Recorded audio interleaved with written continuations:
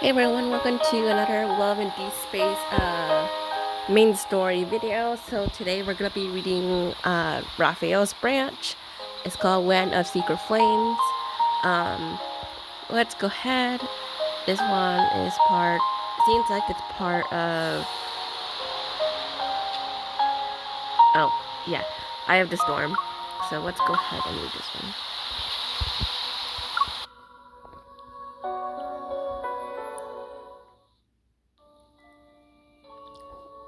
Jewelry, luxury homes, connections. The wealth Maxwell has accumulated extends beyond mere money. According to insiders, Maxwell, who made a name for himself, possesses exceptional jewelry appraisal skills ever since he was young. The banquet he's preparing for his wedding anniversary this year will be held on a private island. All invitees are wealthy and celebrities. It will be hard to get close to someone like him. Besides, this person is already on the association's watch list. Looks like I'll have to tap into my precious connections to complete this mission. The view on the bay quietly sits in the cool, salty sea air. Welcoming my arrival, the familiar iron gate is half open as always. I need to remind him that his habit of leaving the door open should be broken. I think he's just expecting you, so I guess, or maybe it's been so long that I kind of forgot if he just does this. That I feel like he's only leaving it for, for me, so.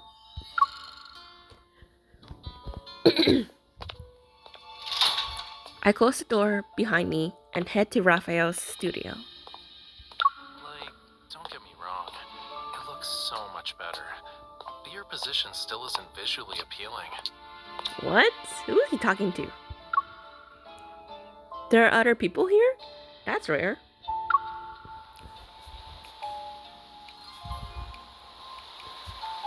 The wind blows open another door before I can reach it, and the sound of weights resounding inside the house rushes to greet me.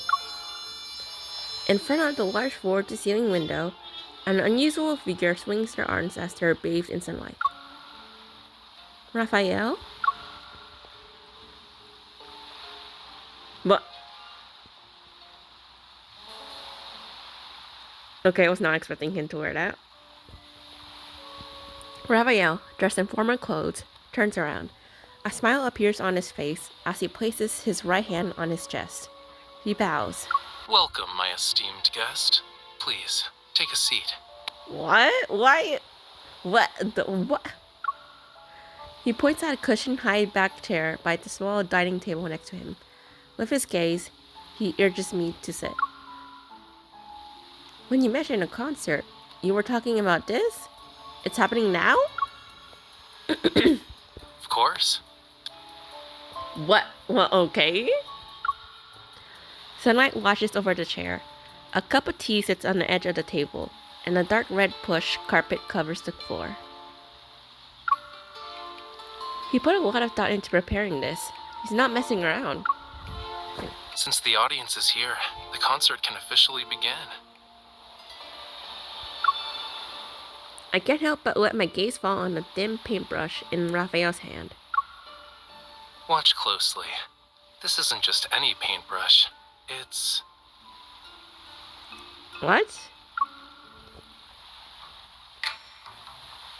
Oh god.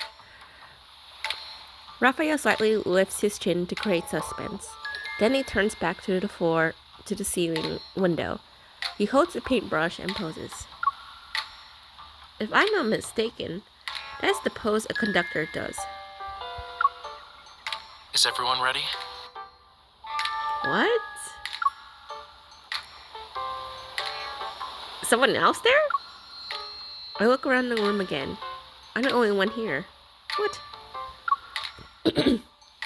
Even if we count the beach, only a few seagulls are perched nearby. They're preening their feathers. Cookies. What? What are you talking? The seagulls on the beach suddenly turned their heads toward Raphael. They stretched their necks and squawked loudly. Hold on. There's no time. Lemons! What? What is this? Oh my god. The joyful cries of the seagulls immediately changed at the same time. They hit a difficult, high-pitched note and hold it for a while. What is this? The cool sea breeze lifts the hem of his suit and blends with the warm sunlight to create a relaxing, refreshing experience. Raphael's pose is simple, yet subtly expressive. His eyes are half closed as if he's engrossed in the melodious tune. Assuming this is a mime performance, it's perfect in terms of being a concert. It's a shame I can't mute the world. Before the sequel's maddening cries overwhelm my mind, I go to the window and set down a plate of cookies and lemons. The rhythmic cries stop. Seagulls fly in to snatch the food before scattering. They're satisfied.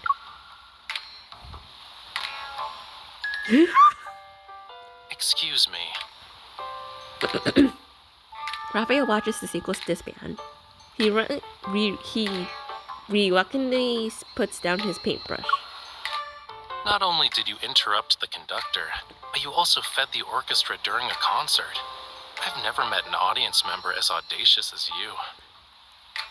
We're not supposed to bribe the seagulls so they stay quiet. I mean, yeah. I mean, what's going on through his head? Oh my goodness. Okay, I guess that was pretty obvious. Tell me to bring noise-canceling headphones next time. Raphael points to the earbuds, headphones, and pillow on the sofa. I think it's pretty clear how I've spent these past few days.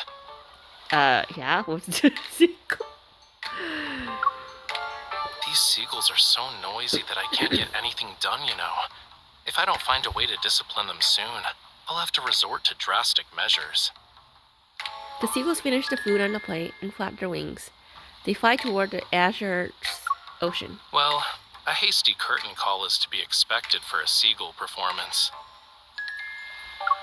The weather's so nice today. Do I have the honor of inviting you to afternoon tea since the concert's over? Twirling the paintbrush in his hand, Raphael walks to the small dining table. He lifts the tablecloth with the paintbrush's handle. I was planning to surprise you when it ended, but I suppose my plans can never keep up with you. Was the concert only in the beginning? Is this the real reason why you invited me over? No. The aroma of food lingers in the air as Raphael pours me a cup of hot tea. His gaze implies there's more than meets the eye, as it's reflected in the drink's ripples.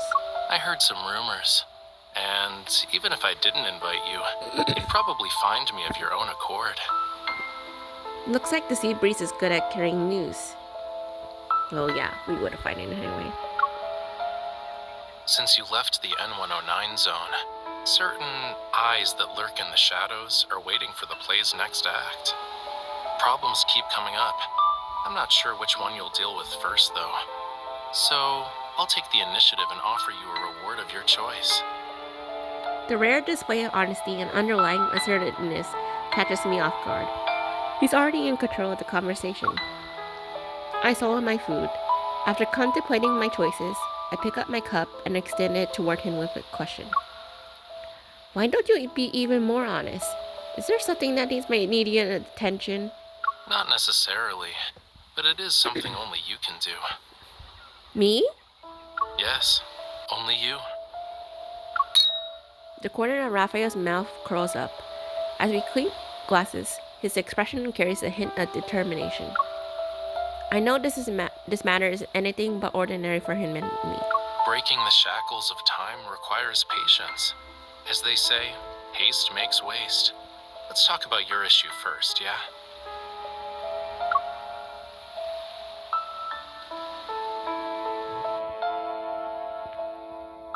Oh, so he knows? Wow.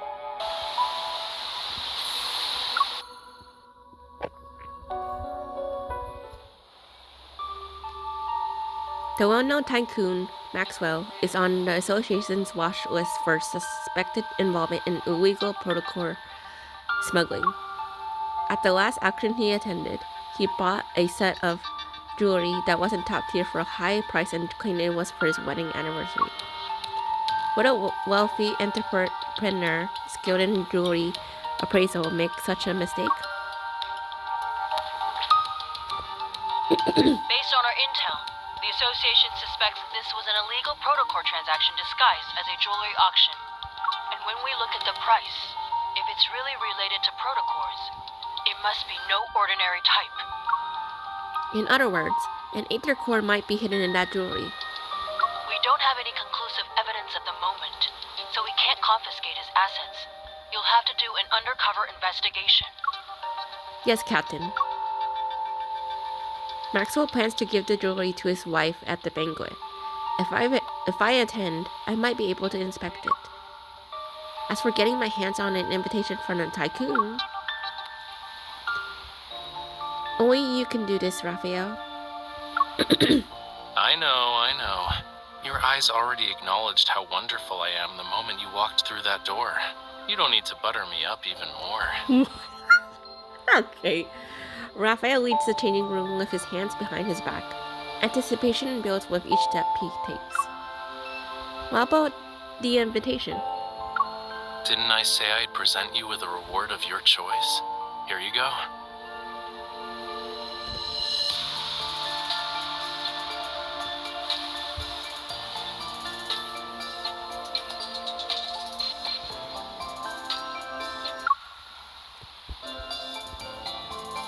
A shadow falls in front of me.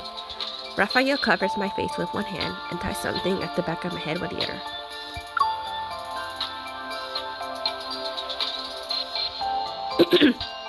I raise my hand and touch a smooth surface. The object is sort of firm. Raphael wraps an arm around my shoulder and leads me to the mirror.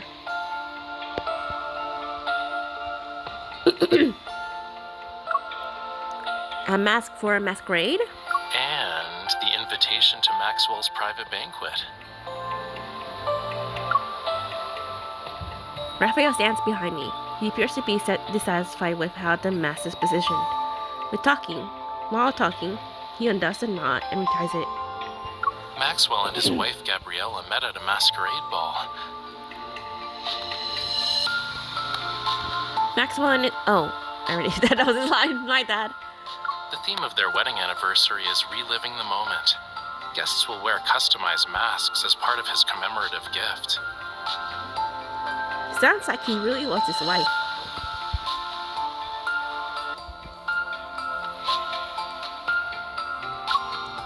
But these masks are custom made, so they must represent its wearer's identity, right? Yup, your clothes and jewelry are ready too. Now's the perfect time to get acquainted with your new identity. I glance at my reflection in the mirror. I notice Raphael's somewhat extravagant formal attire that suits a masquerade. So, you're not an artist? I'm curious about the new relationship you set up for us. Mischievous, Raphael winks at me as I'm looking at my reflection in the mirror. A new, talented opera singer who's accompanied by a dedicated manager, bodyguard, and assistant. Which one of us is the opera singer? I'm definitely not your manager, bodyguard, or assistant. I never accept side gigs. What? Okay.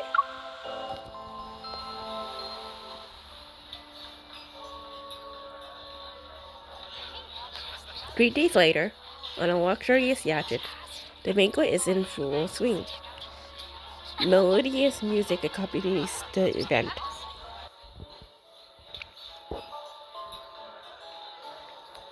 Oh, this one actually looks gorgeous.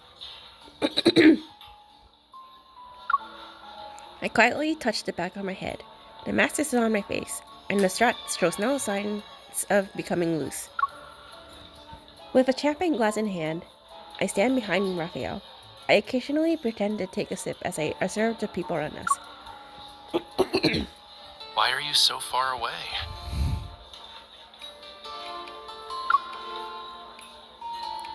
Raphael, who's also wearing a mask, turns around and looks at the distance between us with some confusion. He gestures for me to come closer. I don't know. This is like my opinion. I apologize. I don't know. I know it's some style like where it's half of an like, fashion item, but like for me, I just like it when it's, the full thing. See, like this one, I mean, like I gotta admit it, like it does look good on some people, when like it's half. But for me, I think, it's a lot more like, I guess, better if it's like, a full mask. But that's just me. Your clothes and mannerisms are your face in a banquet like this, which means they're under everyone's scrutiny. So, people are gonna think I brought an assassin with me when you stand over there like that. Oh, he has a point. Hey, mouth. This is a bodyguard should be at. To Raphael.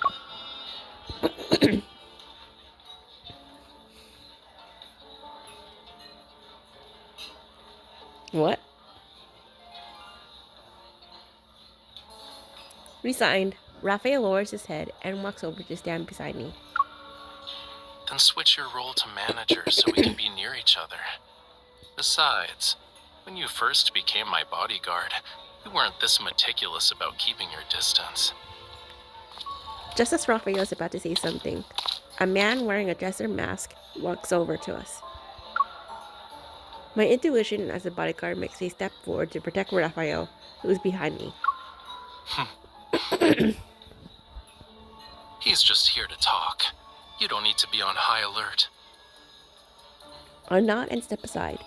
Standing next to Raphael, I watch as Raphael starts a conversation with him. Your bodyguard is competent.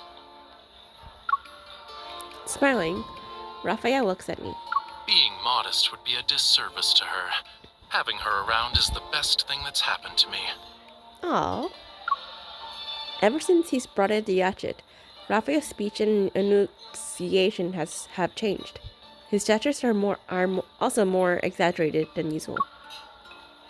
It's like he's a real opera singer. Interesting.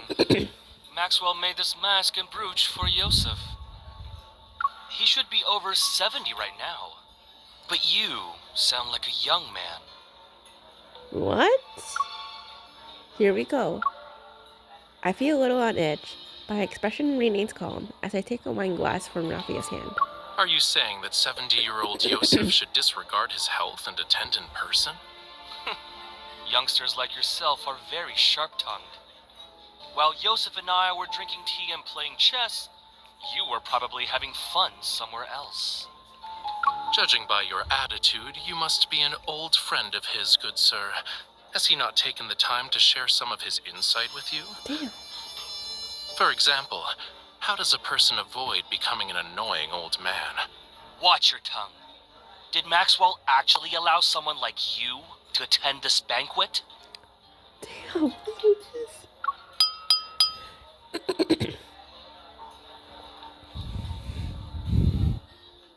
On the hold of the ship, the crisp sound of clinking glasses captures everyone's attention.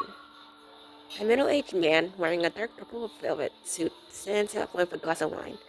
His smile is barely concealed under his mask.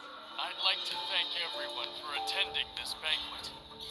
Oh wow, of course, with a mustache. Okay. Tomorrow is my 40th wedding anniversary with Gabriella. The yacht will arrive at the island where the event will be held. Upon seeing the host, the jester reluctantly closes his mouth. He angrily glares at Raphael before walking away. Raphael adjusts his mask and discreetly curls his fingers at his side. He's beckoning to me. Once I'm next to him, we start quietly talking to each other. Is it time for Plan B? Yeah, remember to act natural. Leave the dramatic parts to me. I mean, that was dramatic, you know.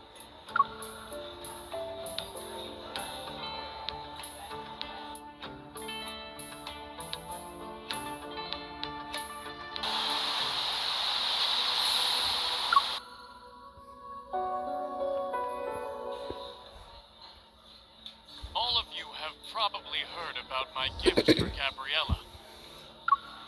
Maxwell gestures to the cabin, and everyone's gazes shift. A tall bodyguard leads the cabin while holding a jewelry box adorned with an intricate floral pattern. Ooh. Following Maxwell's directions, the bodyguard places the jewelry box on a display that's been specifically crafted for it. It's located at the front of the banquet hall. Bathed in meticulously placed lighting accompanied by perfect angles and color, the jewelry resembles a solidified, dark blue, tranquil ocean. This might be a good chance to get a closer look. You also must have heard about the people who claim my old eyes are failing me, and I can't tell what a real treasure is anymore. As Maxwell lightly joked about himself, everyone joined in with good-natured laughter. When the official banquet begins, I will let everyone know that its true value is far beyond the money I spent. Oh? It must be the perfect piece of jewelry for Gabriella, since he spent so much money on it. I heard it complements Gabriella's eyes. Maybe that's the reason. I hear the guests' conversations around me. Recalling Maxwell's files, I shake my head. Raphael understands the meaning behind my gaze and follows me.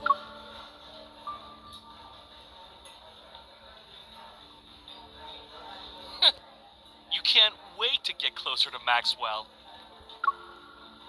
He's annoying. He is, oh my goodness. The jester follows us, and his unabashedly rude remark catches Maxwell's attention. What's going on? As soon as Maxwell walks away from the display, the bodyguard carefully closes the jewelry box, picks it up, and leads the way he came. Raphael exchanged a glance and decided to stay still for now. This is good. Maxwell, would you kindly introduce this young man? Who's this young man wearing Yosef's family brooch? He's strutting around like he's some kind of VIP. Sir, please keep your distance from my employer.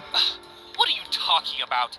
People like you can't even dream of talking to me. Oh my god, what a cocky asshole. Raphael, seemingly unfazed, bows toward Maxwell and lowers his head with an air of grace. Maybe if someone else did it, it would seem pretentious. But his gesture only brings to mind phrases such as an elegant gentleman. It's been a while, Maxwell. Allow me to greet you on behalf of my uncle. What? Oh, Yes, of course. Allow me to introduce you. This is Yosef's distant nephew.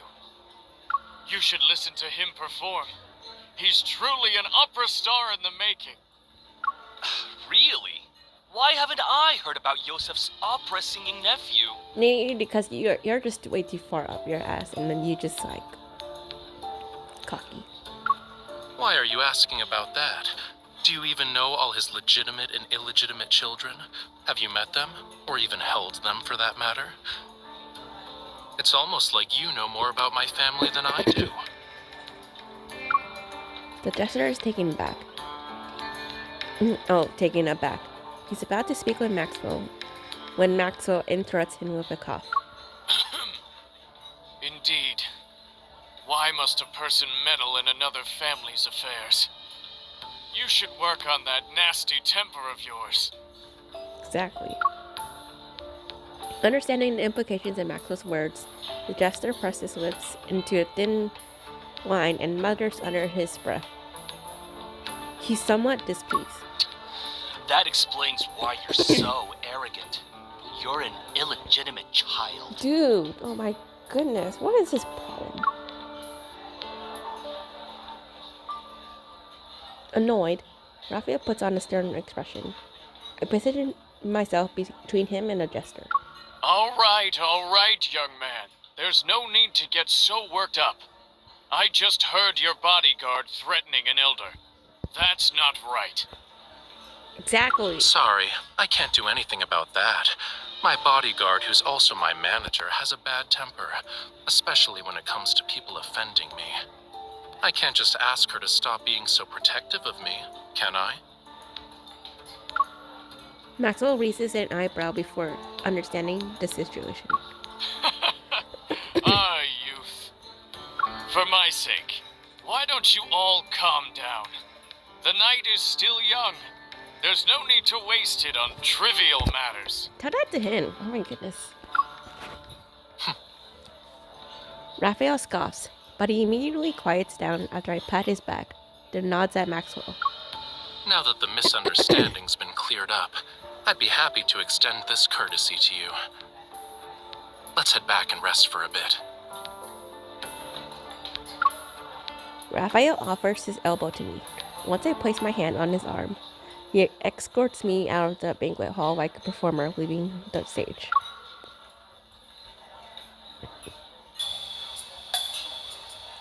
Raphael heads to a secluded spot. He slows down, leans towards me, and exhales. Acting is so exhausting. Oh my god. Seems like it. But thanks to him, no one will question us. It should be smooth sailing for our future operations from here on out. It's a shame the script changed from nephew to legitimate child. There shouldn't be any problems, right? The old man has countless illegitimate children. No one would bat an eye if word got out. At best, we'll get a few more disdainful looks. That's good. You won't even see someone rolling their eyes at us with these masks. Yeah, it's perfect.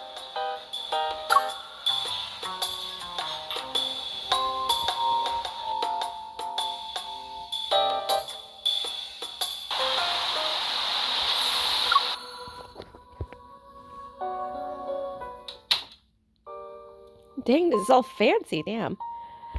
I wasn't able to get close to the jewelry, so I didn't sense anything unusual. My hair hides the strap at the back of my head. Seeing me struggle to find it, Raphael helps me untie it. I can't help but rub my face the moment the mask comes off. It feels a little stiff. Your target this time is jewelry? He fiddles with my mask, his palm and slender fingers making it look delicate. What about you? Is pretending to be your manager, bodyguard, and assistant as far as my help goes?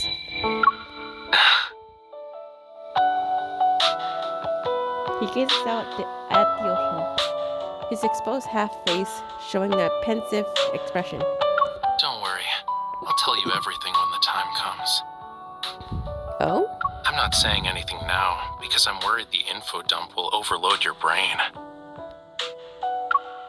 Now I'm even more curious. Surely you have other questions besides what I'm actually after. Why not ask a simple one? You're wearing a disguise for a reason. Are you hiding from the people who posted your bounty on the dark web? It's part of the reason, yeah. But I have other enemies. They're also on this ship? They're also on this ship. Oh, jeez. I expected as much, but I still let out a soft sigh. Why do I always feel like you're dragging me into trouble? Don't worry about it. Considering how strong you are, no one can beat you in a fist fight. I mean, that's true. I knew it. Nothing is ever simple when you need me to be involved.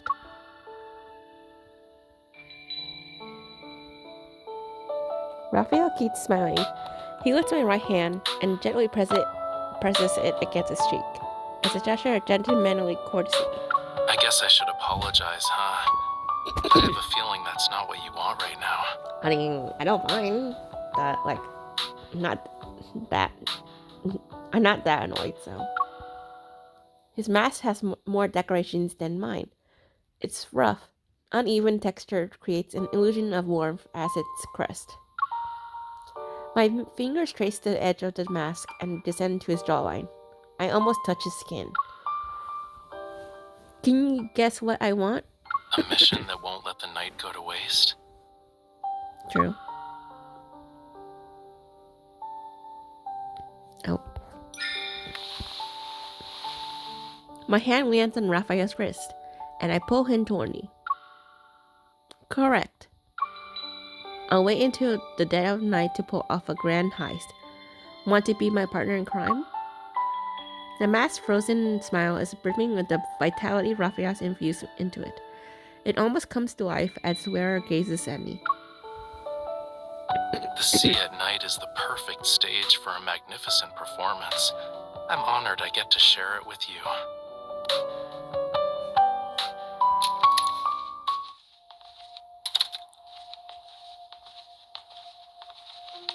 While the guards change shits, the corridor is empty.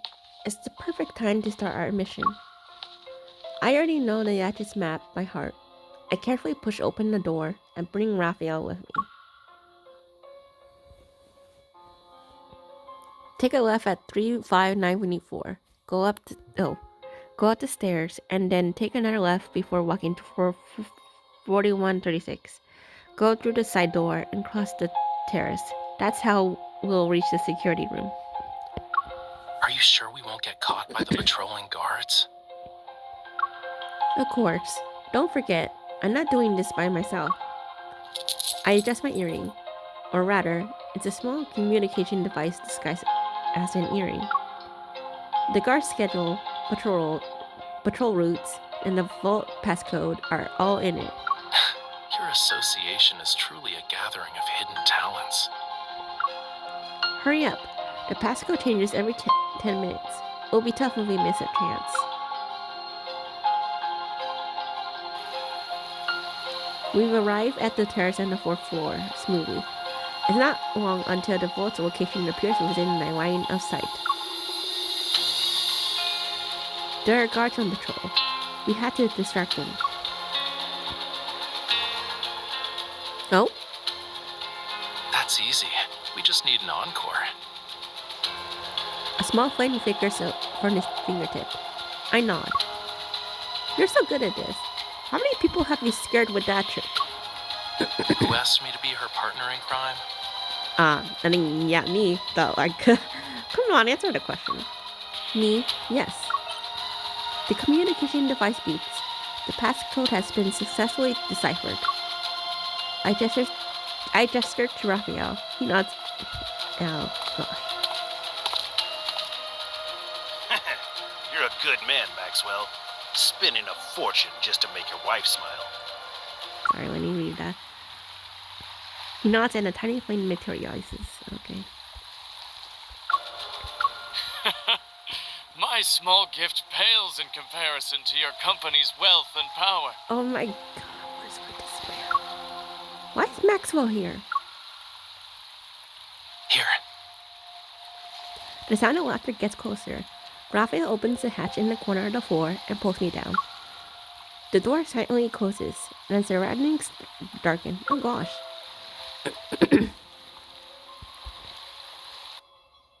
Oh gosh, what's gonna happen next?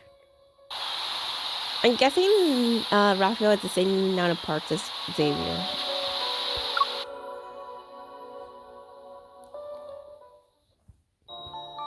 The space below the deck is cramped and small.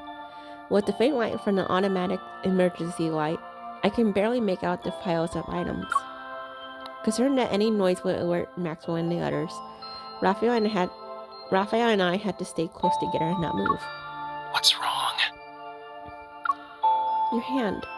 It's poking me. He hesitates before moving his hand aside and rests it on the clutter behind me, as if he's trying to wrap his arms around my waist. Oh. Better? I mean, yes. Okay. I guess the hazy light. His figure is hard to discern, but the depths of his gaze are front and center, profound as the ocean itself. I force myself to look away and focus on the commotion above us. Originally wanted to attend, but he couldn't leave. He asked us to send you and your wife his regards. You're too kind. Can these people, talk about their everyday lives somewhere else? Is the passcode about to change? It's okay. We still have At least 7 or 8 minutes. Let's wait. But aren't you uncomfortable? No. Of course I am. Of course. I am. I say in my heart. Curled up in front of Raphael, I can't stretch my limbs. They're starting to feel numb.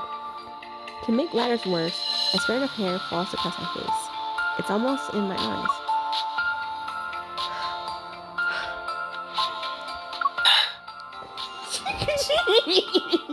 I can't. Okay. I try to blow it away, but it doesn't do anything. Raphael's being slightly swayed instead. Oh my god. Let me help. He raises his hand and moves it towards my cheek. However, his elbow hits the deck. Oh What is this? This is more tense than Xavier's. What the hell? Luckily, the people on the deck are still chatting and laughing. They didn't hear us. I'm fine. I can deal with it. I try to suppress the strange feeling of the hair on my face, but the more I try to ignore it, the more I focus on it. After a few moments, tears well up in my eyes, and my vision starts to blur. Don't move.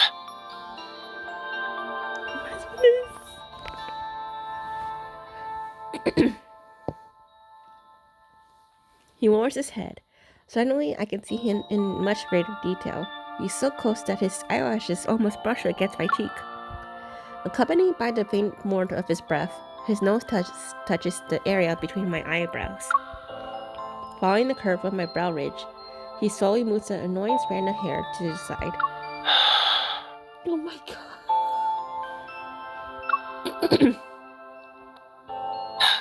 Is it better?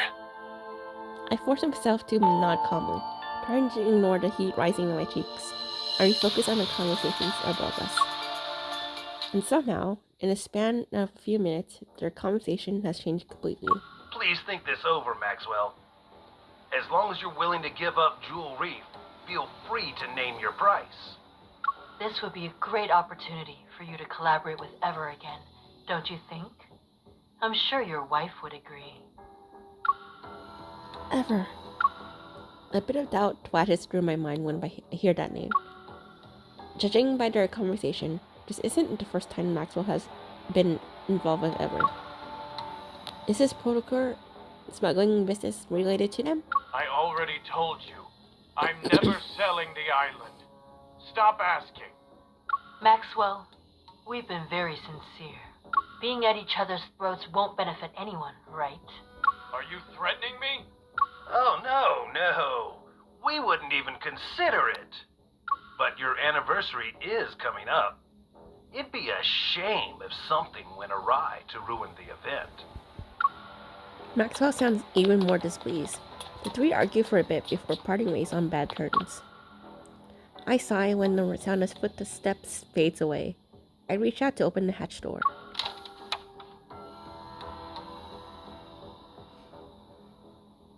Are they gone? Yeah, you can come out now. We'll be able to make it if we hurry. Raphael leads on to the deck first. Then he turns back and pulls me up. Sneaking around on a gadget is more annoying than finding a wanderer. Really? Your reflexes and skills are remarkable. You might want to consider working as a spy. Oh, thank you. No thanks. That means always being in a life or death situation. I just want to focus on staying alive.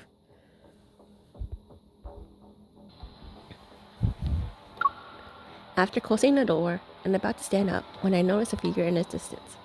It's Maxwell again?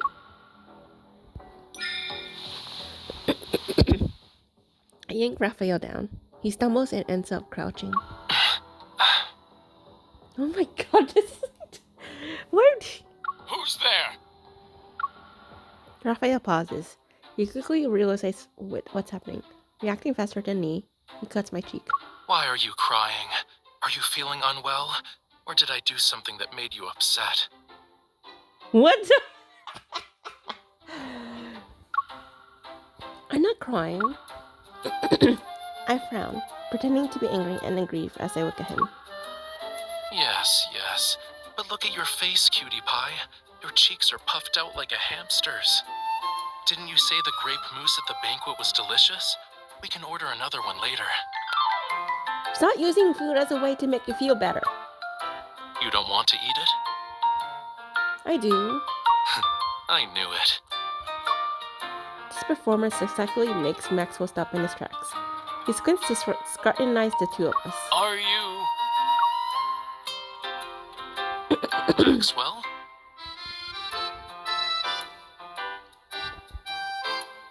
Raphael turns his head.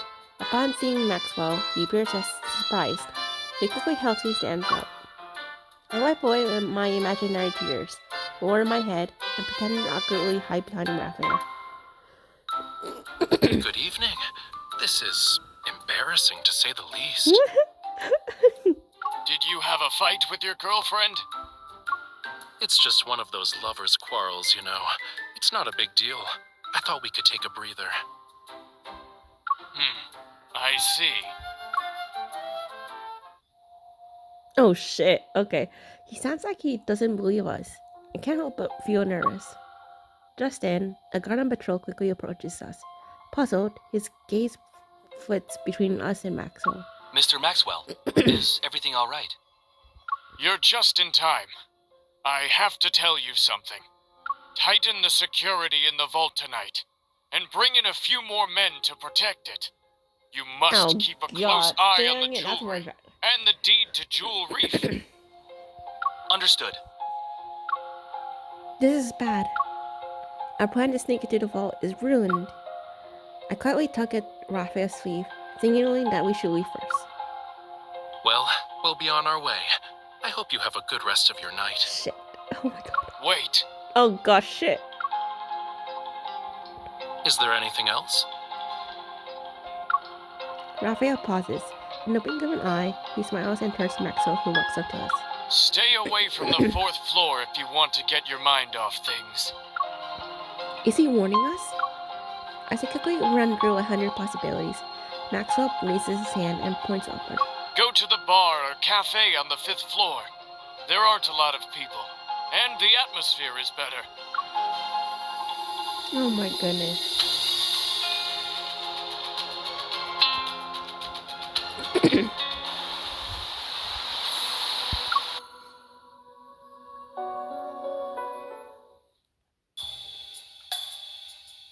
We would have already gotten the jewelry if it weren't for those two island buyers.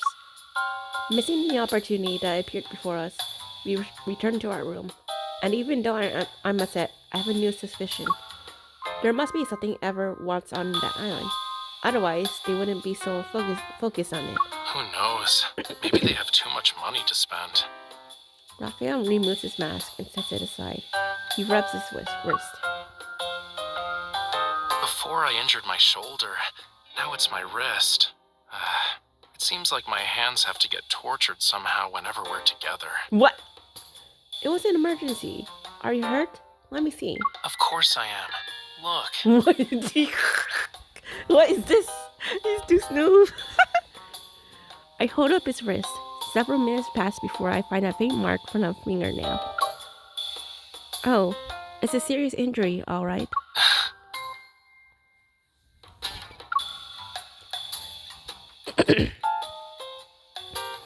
Raphael unbuttons his cuffs, loosens his collar, and sinks into the chair. He eases himself into a comfortable position. Are you still thinking about the jewelry thing? Yeah, I won't be able to catch Maxwell if I can't get close to it. Honestly, I think this guy isn't as suspicious as you make him out to be. He wears his heart on his sleeve, you know.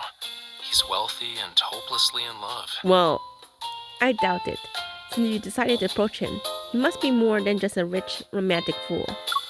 He's a simple-minded, generous, wealthy guy I want to work with at some point. Is there a problem?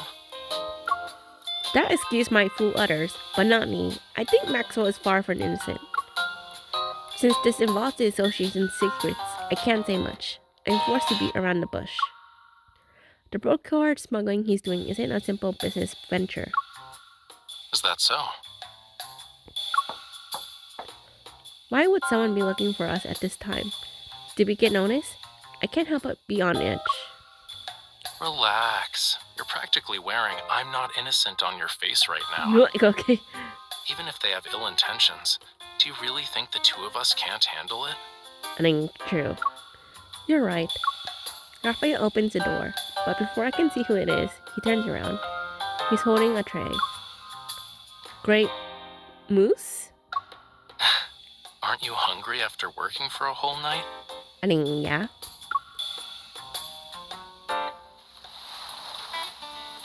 The lighting on a small terrace outside the room is gentle.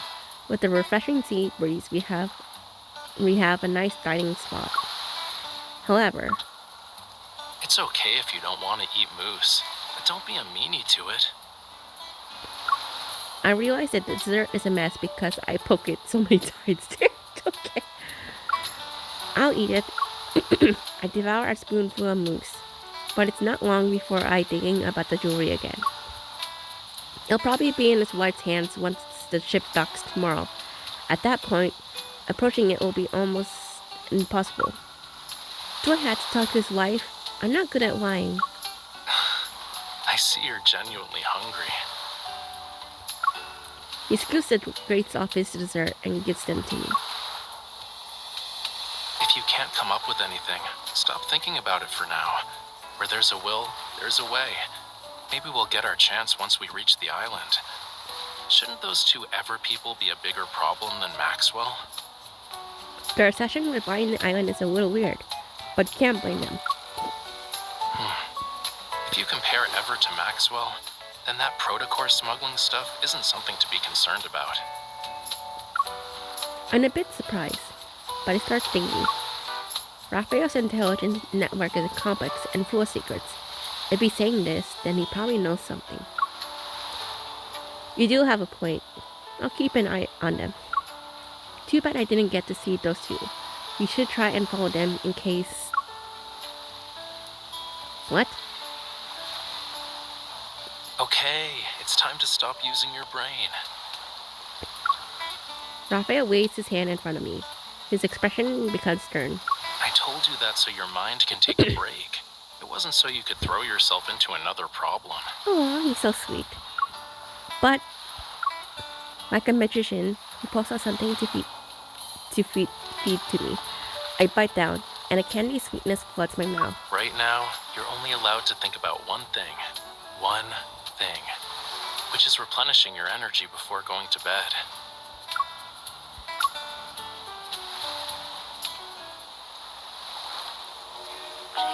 Maybe the sweetness makes me drowsy. During the turning sea, I vaguely remember resting my hand on a pillow and closing my eyes. Before I realize it, I'm slowly falling asleep. Ooh, that's pretty. The sound of the waves reverberates near my ears, and slowly flows into my dark dream. Faint moonlight spills over the pitch black sea, carrying an ethereal chant from afar. I feel like I've been here before. As if sensing my arrival, the singing grows more peculiar and sad, as if it wants to convey something to me. An inexplicable sorrow stirs in my heart and mingles with nostalgia. I can't help but reach out to that elusive melody. Yet the waves surge, and the sea roars and swells under the howling winds. It's at that moment the sun dissipates. It drowns in the raging torrents.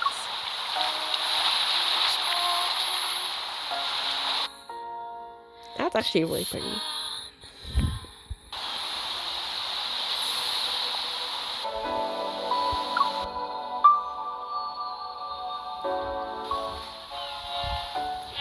Ladies and gentlemen, we'd like to welcome you to Jewel Reef.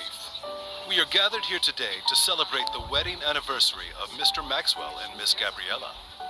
We have prepared various means of transportation for your use. You may relax at your lodgings or explore the island. What's most notable about this island is the extraordinary blue hole situated at its center. It's a rare marvel of the world. The next day at noon, the yacht reaches the island. A middle-aged butler welcomes the guests. The ceremony will be held at 7 o'clock this evening. Transportation will be arranged to ensure all attendees can make it to the Manor's banquet. The butler guides each guest to the cars individually. With a smile, he turns his attention to us. Do you need anything, sir? We're good, thank you. He's feeling a little landsick. Raphael leans against my arm. He raises an eyebrow and reveals a slightly disgruntled expression. I have a headache because someone had me appreciating the sea breeze with her late into the night. What? It's normal for sea creatures to have allergies and land. I understand. Maybe you should stop trying to understand.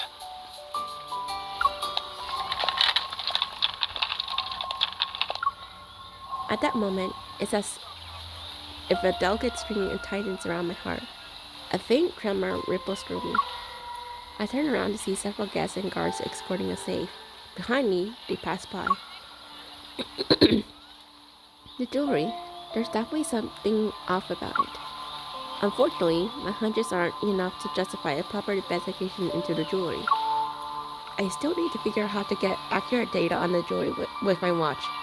Once I have that, the association can officially start an investigation on Maxwell. Confronting these guards head-on isn't impossible, but cleaning out the mess that will come after will be troublesome. Chill out. Once we're at the banquet, she'll wear the jewelry. You'll have plenty of opportunities to get close to it then. I can only hope. Wait, do you have telepathy or something? How did you know what I was thinking? Is it really that hard to guess? A car appears and stops right in front of us. Raphael opens the door. He grabs my shoulder and turns me around. Save the challenges for tonight. We're on an island vacation. Are you really going to spend the whole time frowning? Excuse me, sir. Do you know where we can find the best view on this island? Can you take us there? Before I can refuse, Raphael gently pushes me into the car. Didn't you have a headache? Now you're fine? He immediately rests his head on my shoulder. Oh, this is so cute. Nope.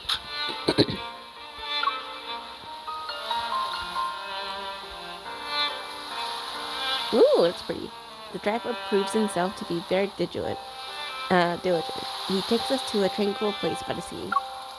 Raphael and I walk on the grassland. One side is an expanse of lush vegetation, and the other side is the azure sea. The underlying anxiety in my heart slowly dissipates, perhaps soothed by the breathtaking scenery. I heard about this rare blue hole before. We gotta check it out to make this trip worthwhile, don't you think? You say that, but you're not here for just the view, did you?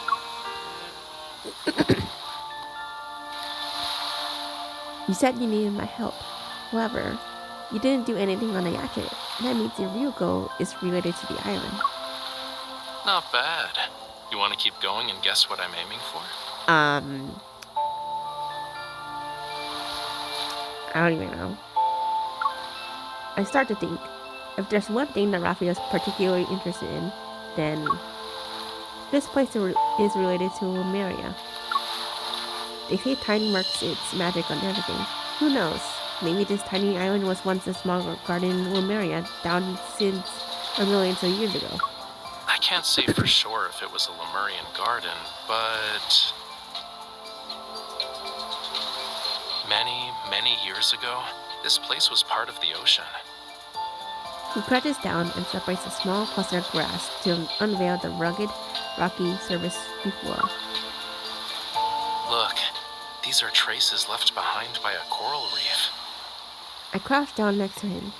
I look closely, but I can't make out anything. It's been eroded over the years, so it's not obvious anymore. Once upon a time, in an era beyond anyone's wildest imagination, this place wasn't covered with grass. Coral reefs stretched as far as the eye can see. Shells and countless sea creatures, like fish, shrimps, and crabs, used to call it home. distant and intriguing.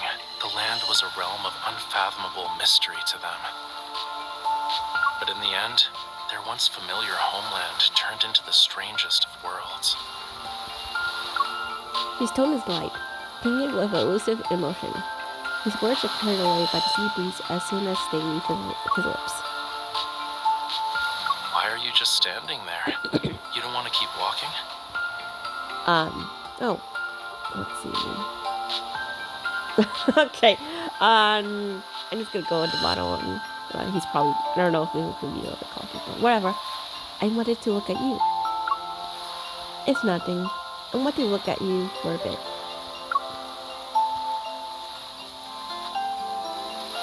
I see. Well, you can look all you want. What? Okay. Smooth.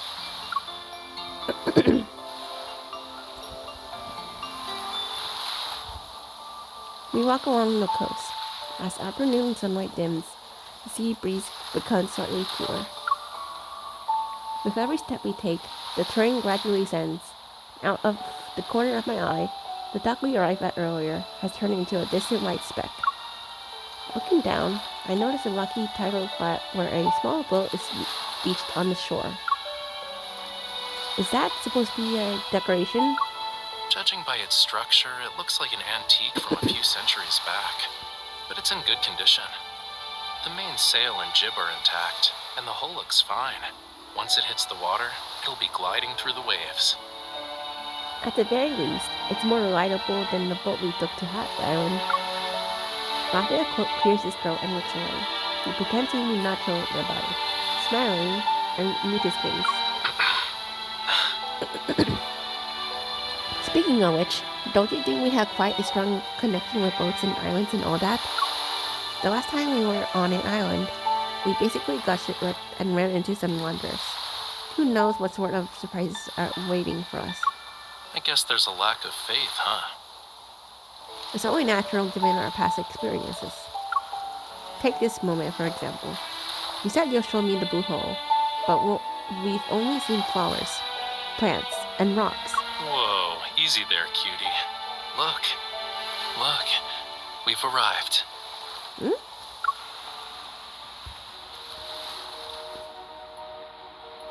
Different from the coastline earlier, a deep blue sea appears before me.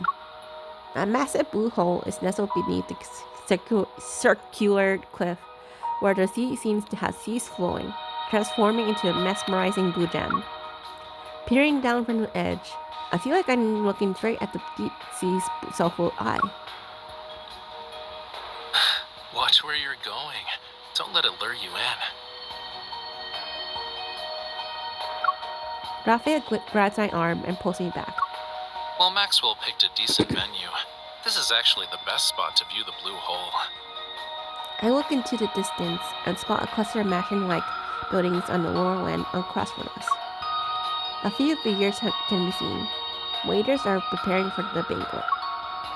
It's beautiful. No wonder Maxwell chose this place for his wedding anniversary. It's not just beautiful. He picks up a small stone and throws it. It lands on the edge of the blue hole before vanishing into the dark blue depths. The oxygen levels are super low in the blue hole, and light can't even reach it. Barely anything can live there. So, over time, all sorts of rumors about it began to emerge. Some say the blue hole is a gateway to another world. Others believe it hides countless treasures. People tend to have a wild imagination when it comes to unreachable locations. But there's not any concrete evidence to debunk these rumors. An unimaginable secret might be hidden in this blue hole. Raphael turns his attention to the blue hole. His clothes billow in the wind, and he looks like a bird ready to take this to the skies.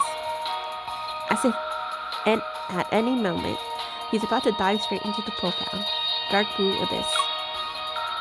An inexplicable tremor reverberates from the depths of my heart. Yet I'm not sure if Raphael's words are a distant call from under the sea caused it.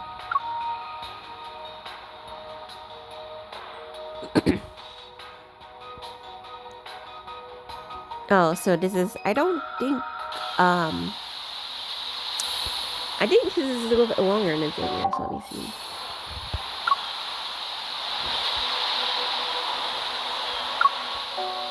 Let's see, how much is this one? Oh, 12, okay. I think they are the same, okay. For some reason I thought I was gonna get that.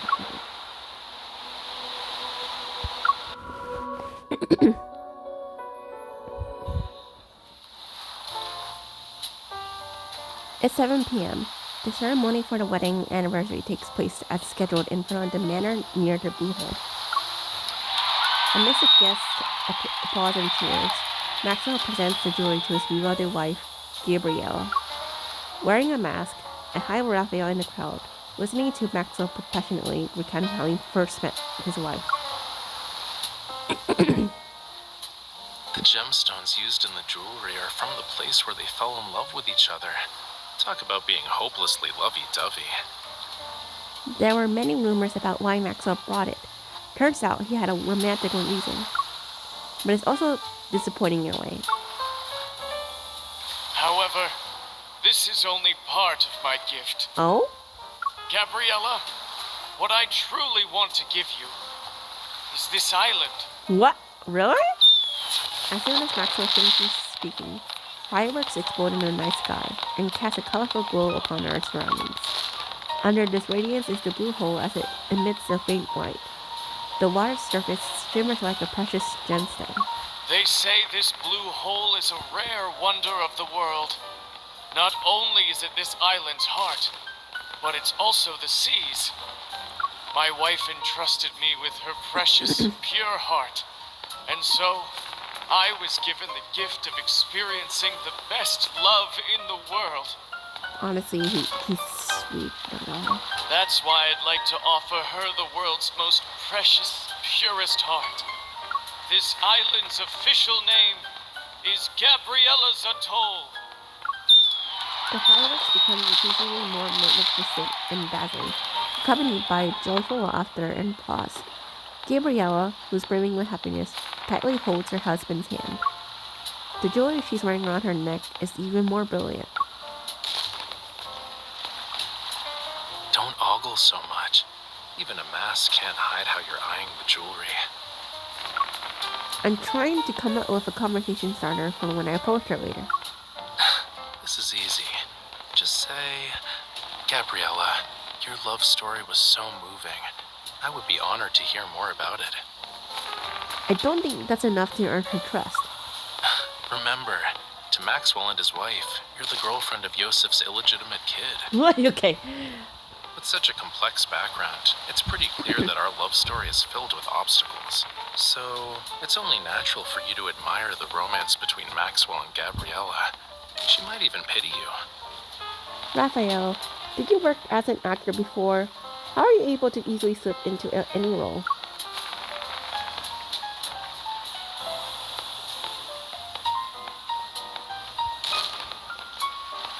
Raphael adjusts my mask that's slightly askew. He softly chuckles. Go. If you don't move now, someone else will snatch this opportunity.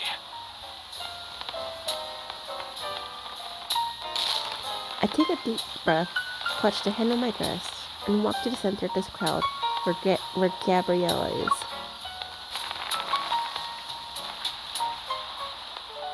Over half an hour later. How was it?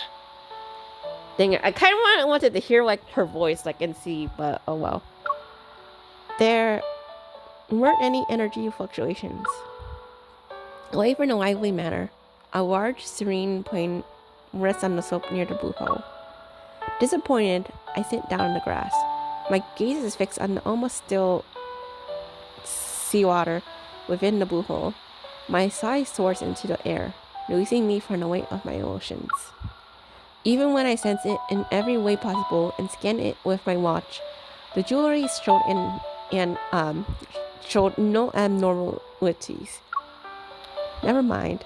Captain Jenna said that finding either course would be a long-term struggle. It can't progress as smoothly as I hoped. I'll treat this as an island vacation. I haven't even started comforting you, and you're already coming to terms with it? Okay. How are you going to do that? I'm willing to listen to your plan. Raphael up his chin in his hand. It appears as if he's lost in thought for a moment. I haven't made up my mind yet, you know. But maybe this will cheer you up? Takes out something from inside his coat. It's a small bundle of sparklers. Take one.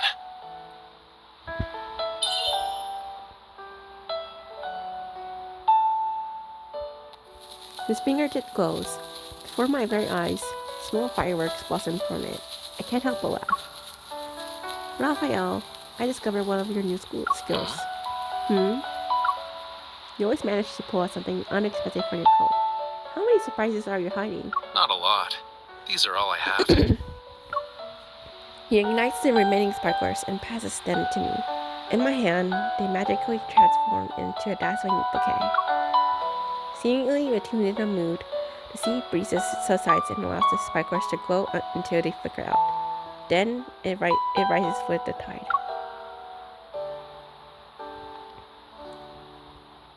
Let's go. It's about time we head back. Shh. Huh? A serious look appears on his face. Then he turns away. Taking my hand, he slowly guides me to a nearby rock. We have company. Seeing his wary expression, I hold my breath and write in my question on the rock with my finger. Maxwell? He shakes his head. After a minute or two passes, I hear voices that are moving towards us. We're ready. It won't be long before things get chaotic. When the time comes, head to Maxwell's private collection room. It's in the southeast corner. Find it while I stay in the manor too. These voices, they're those people from ever. Are they scheming something behind Maxwell refused to give up the island? On the rock, I write the question, ever. Raphael nods. If only Maxwell sold the island to us. Then we wouldn't have to go through all this trouble. Weren't you listening to the higher-ups? The stuff that's hidden on this island is very important. It can't end up with the wrong people. What is this stuff exactly? Do you want to share your big secret with me? Who's there? Flames encircle the two. Raphael approaches them slowly, one step at a time. I grab my firearm. Are you going to explain yourselves? Or would you rather have a thoughtful discussion at the Hunters Association? They cut the teeth and refuse to speak, and just when I'm about to make another inquiry, I sense a powerful surge of metaflux. Raphael, I wonder what's about to appear. My watch the sounds of the alarm which coincides with the violent tremors that shake the sea. I hurry toward the blue hole, but Raphael blocks my way. Before we continue, I need to ask you something. Do you like treasure hunts? I mean, yeah. I'm gonna say I do. I do, but how is that related to the Wanderer? Then this adventure won't disappoint you. Recalling the rumors you mentioned in the afternoon about the treasure in the blue hole, unease washes over me. You're going to look for that treasure? The wind's getting stronger because of the high tide. It's the perfect time for a treasure hunt. Let's go. He holds me in his arms and rushes to the shore. The waves intensify and slowly engulf everything I see. Meanwhile, a terrifying behemoth reveals itself in the center of the blue hole.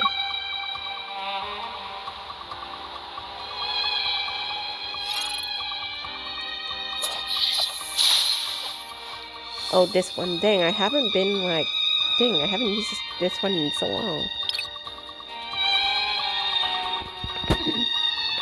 If you're wondering, yes, I haven't really changed the NC because technically, I feel like the NC looks like Nagaya already.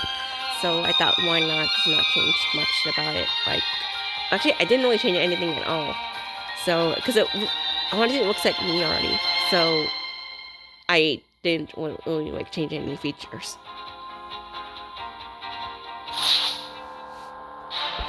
Ready for this siren song? Here it comes. This teamwork thing is going great. We're the best. Did you spot its weakness? Do you think it knows something about music? If it doesn't, Ouch! My hands! It's almost over. Don't let it get away.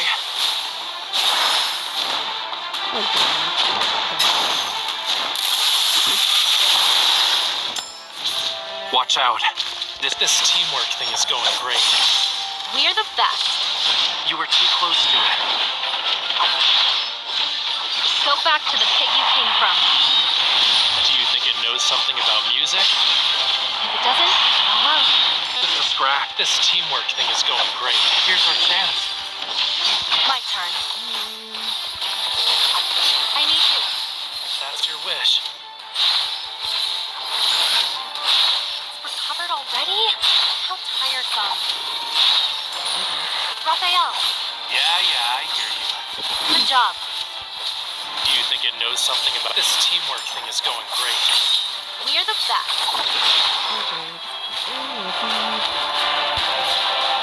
You want to use your ultimate on us? Too bad. Raphael, Yeah, I hear you. Just a scratch. I'll be fine. This teamwork thing is going great. Here's our chance. Trust me on this. of course. You were too close to it. We did it.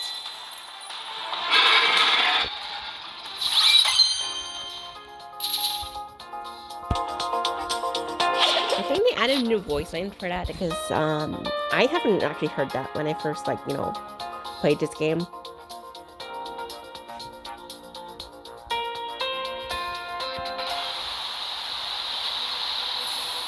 Okay.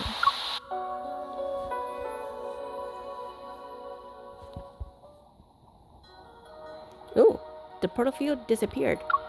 In the depths of the dark blue sea, light sporadically flashes. Struggling to keep my eyes open, I can't find my way. I think we fell straight into the blue hole. I'll swim towards the light and see where it leads. Don't swim. Stop. Now turn your head. I do as he says. However, trying to turn while underwater is surprisingly difficult. A familiar wharf suddenly cradles the back of my head. Strands of hair gracefully drift into my view, and they're followed by a gentle kiss. Try it. Try what? My steady breathing is accompanied by the faint fragrance of fresh sea salt. It permeates my entire being. I take a bit aback. I can breathe. I'm not even choking on water. Well, because it's him. Do you also want to see if your tears can turn into pearls? Raphael carefully runs his fingers along the area around my eyes. He instantly conjures up a thumb-sized femula like a magician pulling a rabbit out of a hat. The tide is rising. Come on, let's find my treasure. The little fish affectionately rubs its belly against Raphael's fingertips. With a flick of its tail, it swims towards the depths of the blue hole as it were our guide. Is that really a hidden Only Lemurian the treasure undercurrent in beneath here? the high tide and the tiniest fish know its location. I playfully poke the familia swimming next to me. Unafraid, it swims closer and nuzzles my cheek. Why is the familia sillier than the one outside? Doesn't even have a sense of caution. It's not the fish's fault. It only dares to come close because you have a familiar scent. Are you talking about when you kissed me? Man, I mean, I know you did that just, so we can breathe, but I don't even remember. I don't think we even kissed when Xavier's branch, I think. Which is kind of sad, but oh well. Obviously, it's not just because of that.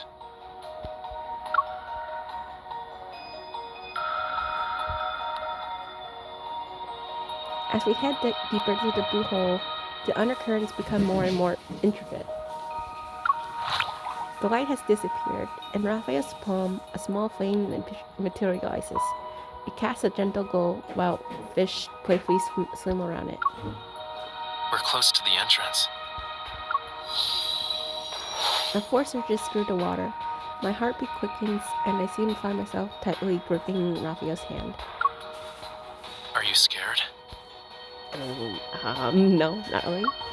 I shake my head. I try to peer into the depths of the darkness with the help of Raphael's firelight. However, I can't find the source of that mysterious force. Good news, our target is probably in the same place. And the bad news? What? My diving knowledge is limited. The deeper we go, the stronger the undercurrent gets. How deep do we need to be? After we follow the surging tide and pass through a crevice, we'll reach a hidden fjord. The undercurrent in the crevice will be even more chaotic. Make sure to hold on to me tightly when the time comes. Suddenly, the undercurrent becomes stronger. It propels me forward violently.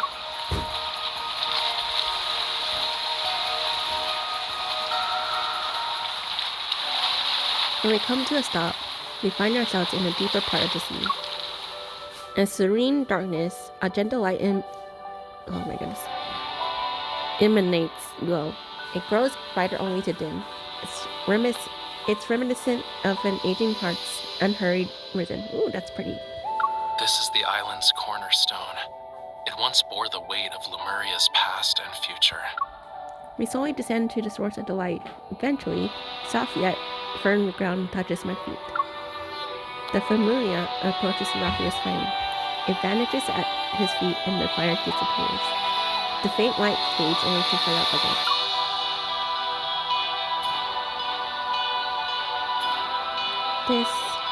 It's part of Lemuria's long-lost Tome of the Sea God. Under a tendon radiance, the crimson seaweed on the seabed comes to life. They resemble a field of fire. They stand on a massive, thick stone slab. The engravings on its surface are the light source. Those glowing marks look like symbols. Legend has it that the tomb of the sea god contains prophecies about Lemuria's future. But this part speaks of oblivion, not the future. Are you referring to how the world forgot about Lemuria's history? It's not just that. There's also power. Those who borrowed power from the sea betrayed it in the end. They mistook the sea's tolerance for submission and forgot about its cruelty. But I remember, and I will reclaim this forgotten power. Looks like that's where I come in, huh? What do you need me to do?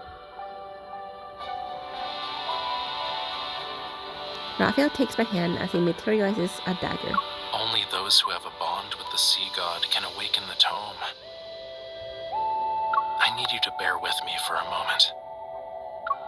The dagger grazes my fingertip.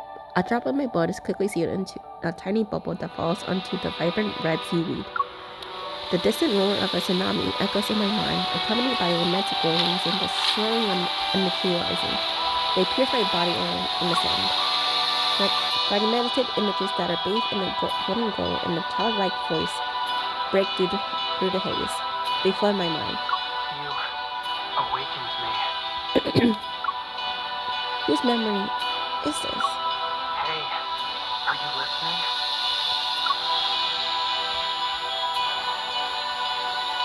I'm not stranded. It's the waves. They're just too strong. Where I come from, if you say you like someone's scales, that means you like them. Oh my goodness, is he sharing like the past? Gosh. You humans are bold. We've only known each other for a day, and you're already thinking about our next meeting. Remember, we'll see each other again at this spot next year. This bond means you'll definitely come back to me. I'll always wait for you. What does he do? Then I'll choose.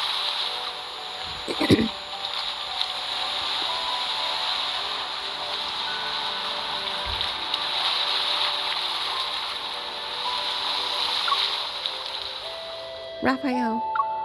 Golden symbols pulsate with immense power. They surge into Raphael's body. With his eyes tightly shut and his face pale, he collapses into my arms. Raphael! The familiar swims past me, its tail leaving behind a trail of bubbles. My gaze follows it to the crevice it found on the fjord's cliff. As a shield of golden light blocks the turbulent sea water around us, I tightly hold onto Raphael and swim toward the crevice.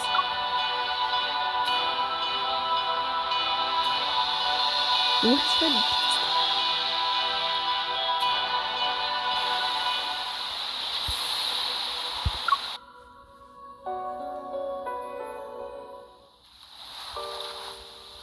We leave the blue hole via a narrow gap in the seabed.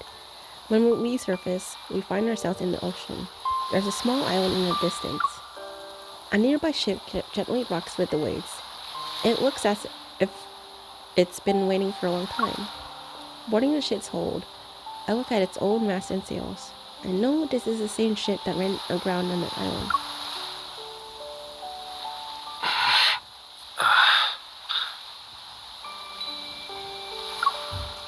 Raphael, are you okay? Yeah. After the tomb on the sea got activated, what happened exactly? I remembered something, and when I returned to you, you were already... Raphael leans against the deck and sits. With his elbow bent, he props himself up. I said I'll give you an answer. Give me like a minute to...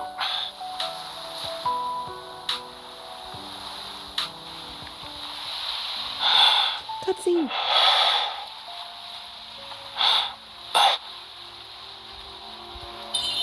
What's wrong? Did you get hurt?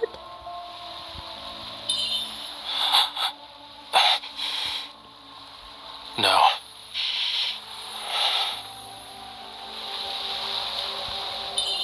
Skills.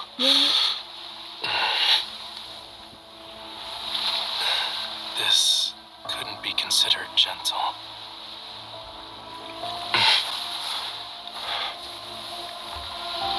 It's getting... Stay back.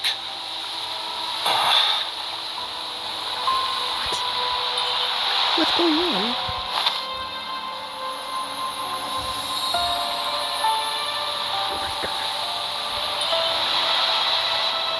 Raphael?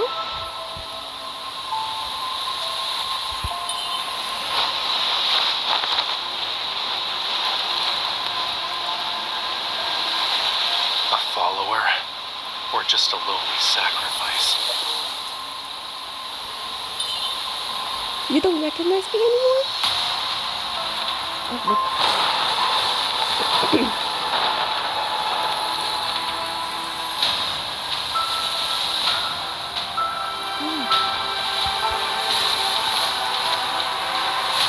Death, when the storm surges from the deep sea.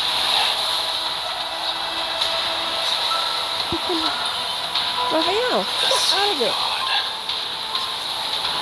awakens. I have no need.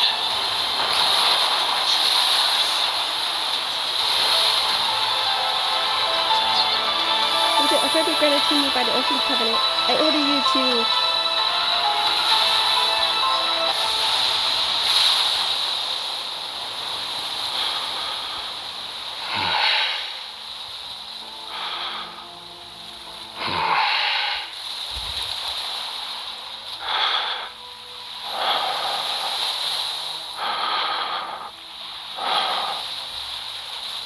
You...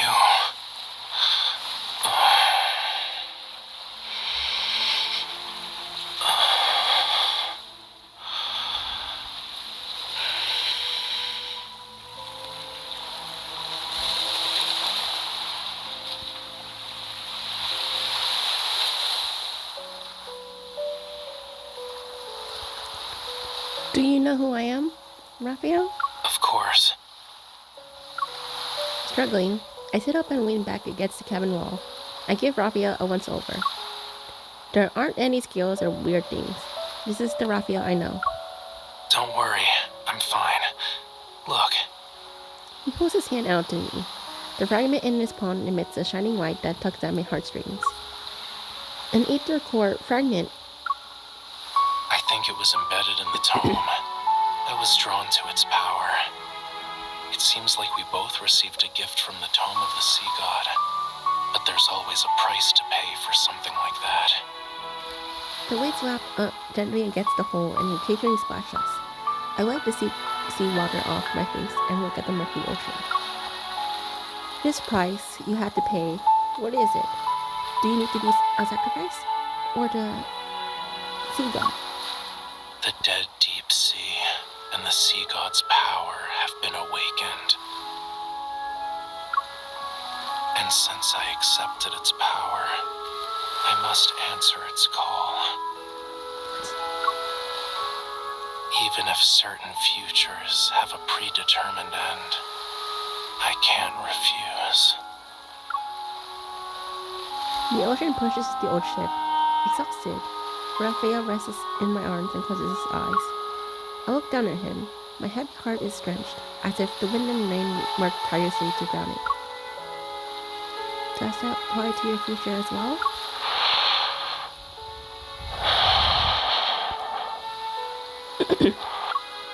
The sails rustle, and we're carried deeper into darkness. The boundless ocean is extraordinary quiet tonight.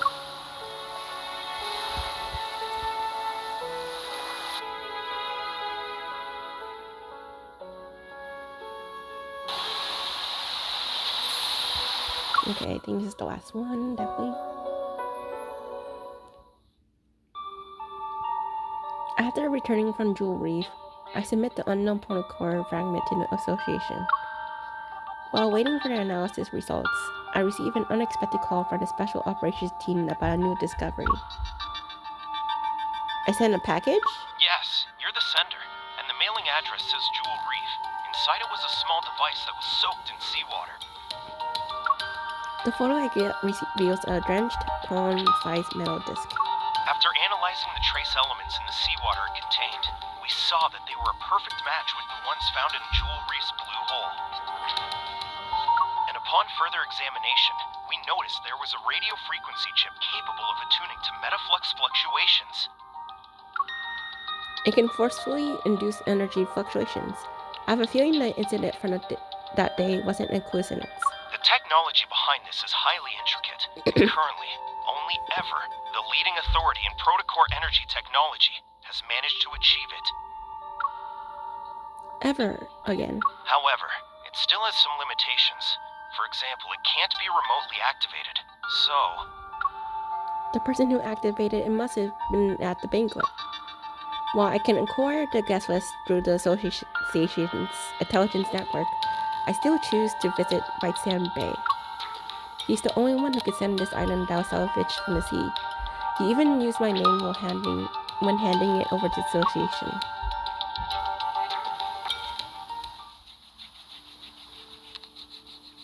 For the entire morning, dark clouds over the sky, heavy and gray. They almost touch the wave's crest as I look at the infernal west window. The sound of a pencil against paper faintly resounds. The house's owner treats the news as nothing more than background music. Many guests have gone missing from the island. Their current whereabouts remain unknown. The venue of the banquet, Jewel Reef, has been sealed off. There will be a further investigation into The news report doesn't have any notable details. I walk over to Raphael and lean down to look at his sketch. The intricate lines outline fish and clusters of coral. The shadow working in arcade stats appears to be harboring secrets.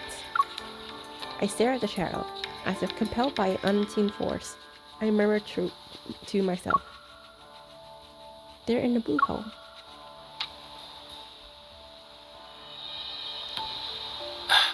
It's possible. My words don't form a coherent sentence, yet Raphael understands and responds with a nonchalant chuckle.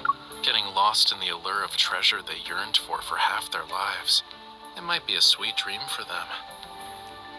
You know who those missing people are. You also saw them. Meeting his gaze, I silent for a moment. They're forever. There's no doubt that they created the device to warn wanderers, but I don't have the chance to question the motives of those people who are involved. Compared to those who willingly entered the blue hole, aren't you here for something more important? Of course, that package. Yeah, I figured as much. Maybe it can bring you closer to the truth you're seeking. As for the other thing, if you want to talk about that forgotten promise, you don't need to bring it up now. The weather's so bad today, and I'm not in the mood for a tragedy, you know. Why don't we talk about something cheerful instead? Yes, please. Gosh, these ink stuff was like.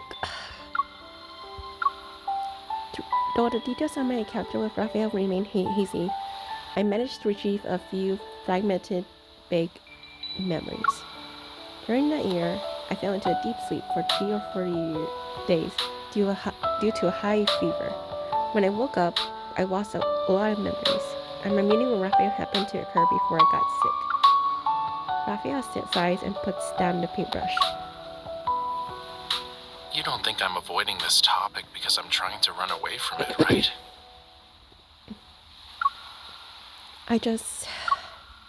You want to say you forgot a lot of things from your childhood because of reasons, but you're worried it'll come off as you not wanting to take responsibility. Are you sure you don't have telepathy? Did you actually go to the beach to wait for me? Are you asking about the year after that? Or every year after that?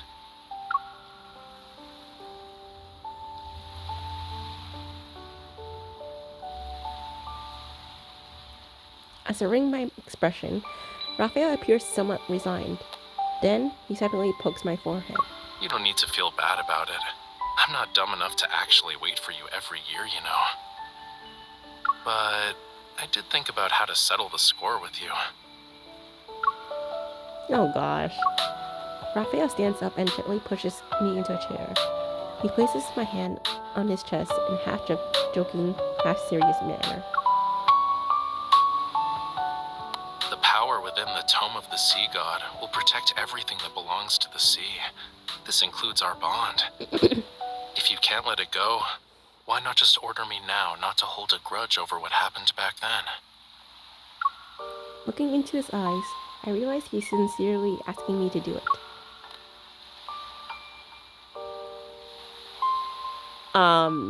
Shouldn't be used like that. I order you to...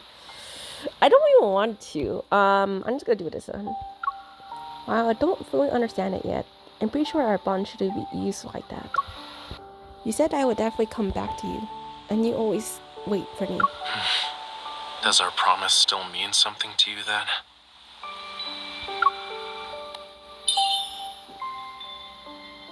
According to the weather forecast, there will be a storm today.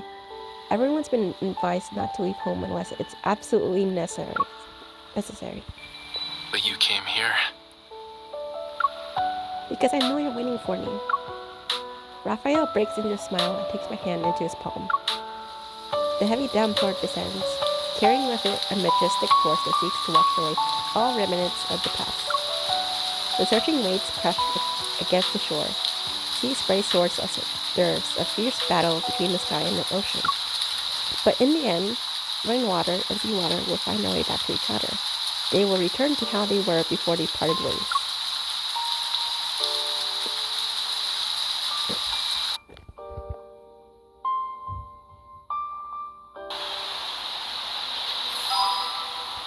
Okay, so that was the end. I actually kind of like it, not gonna lie. I actually, even though Xavier's was kind of a little bit more painful, but this one's, I actually liked it a little bit more than Xavier's, not gonna lie. And this is like, I don't know, like, the twist, there's like a little bit more lore on what happened with this one, so I really like appreciate that. With Xavier's, I don't even know if he did tell us, you know, that, like, what planet he came from, because I'm pretty sure we did ask him the questions and stuff, but, like, I don't even know anymore. But I did really enjoy, like, Raphael. Like, pretty much. Also, I apologize if I paused a lot, from the previous. It's because, I didn't want you guys to hear me cough, actually. My throat was a little bit itchy, so I didn't feel like coughing, on, camera. And then also, besides the coughing, I also had to go to the restroom. And I didn't want to, want you guys to, wait, because obviously this is not live, video. But anyway, I really enjoyed it, honestly, a lot. So obviously we have Zane's branch to go to next, and then I'll continue on with the rest of the story, obviously, from there. But anyway, I apologize for, obviously, like I said, for, pausing a lot. Anyway, sorry. I will see you guys next time for Zane's branch, and we will see, because like I said, I only, between the love interests, Xavier and Raphael are the only ones that I simp. The rest, I really just, I like them, but it's not like where, I know it says, where I simp them. So we will see with Zane's story, Zane's branch, and honestly, I don't remember much about, except for, I think, it has to do with God, I think, but, I don't know, but we'll see. I'm sorry, I'm not good with dubbing, but because of YouTube, obviously, I have to, obviously, read, everything, and obviously, with comments and everything, not good with dubbing like others, but I hope you guys enjoying reading it and seeing my reaction with Raphael's branch. And